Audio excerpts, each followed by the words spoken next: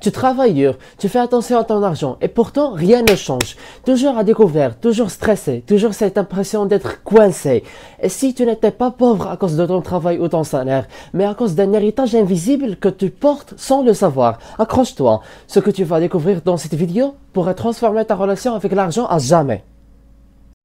D'abord, l'héritage invisible, ce que tu copies inconsciemment. On ne parle pas d'ici d'un héritage financier, mais d'un héritage émotionnel, mental, comportemental. Depuis l'enfance, tu observes, tu as vu ton père s'inquiéter à chaque fin de mois. Tu as vu ta mère culpabiliser en dépensant pour elle-même et sans le vouloir. Tu as enregistré tout ça comme des normes. Tu crois que tu réfléchis par toi-même, mais si tu exécutes un programme ancien, transmis par ta famille, ce que tu crois être la personnalité financière est peut-être juste une copie de leur survie. Alors les croyances limitantes transmises dans l'enfance. L'argent, ça ne pousse pas sur les arbres. Il faut souffrir pour réussir. Les gens riches, ce sont des voleurs. Tu as entendu cette phrase? Tu as entendu cette phrase? Chaque phrase, c'est une graine et quand elle est plantée tôt, elle devient une vérité émotionnelle. Pas logique, mais émotionnelle. Et ces vérités sabotent ton avancement.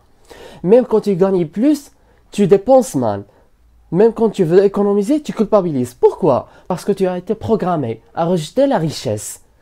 Ce ne sont pas les euros qui manquent, c'est la permission intérieure de les garder.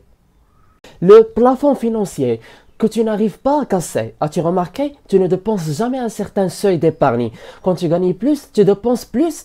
C'est ce qu'on appelle un plafond de verre financier. Tu te sabotes inconsciemment parce qu'au fond, tu ne crois pas que tu mérites mieux que ce qu'ont eu tes parents.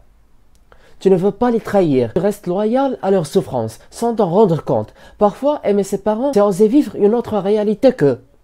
Et avec la répétition des schémas générationnels, les études le prouvent. Les enfants de parents pauvres sont statistiquement plus pauvres. Mais ce n'est pas une malédiction divine, c'est une reproduction psychologique. On hérite de leur peur de manquer, leur rapport au crédit, leur anxiété face à l'abondance. Et même si tu dis « moi je ferai mieux », tu risques de répéter exactement la même chose si tu ne programmes pas ton rapport à l'argent. Si tu ne choisis pas consciemment une nouvelle direction, tu suis l'ancien par défaut. Alors, comment reprogrammer ton inconscient financier?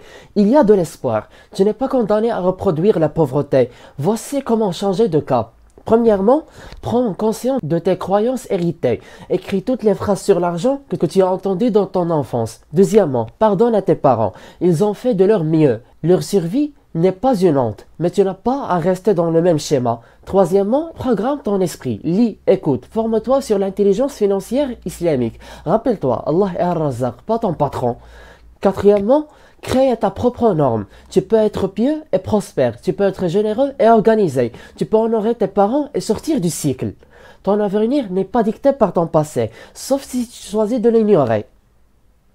En guise de conclusion, tu n'es pas ton père, tu n'es pas ta mère, tu es un serviteur d'Allah, responsable de briser les chaînes invisibles de la pauvreté mentale. Et si tu es en train de regarder cette vidéo, c'est qu'Allah veut peut-être t'ouvrir une porte. Alors n'aie pas peur de vivre mieux, pour toi, pour eux, pour lui. Et je m'interroge, comment tu es intéressé à ce contenu sans que tu vois chez les vidéos précédentes dont on parle de la psychologie financière?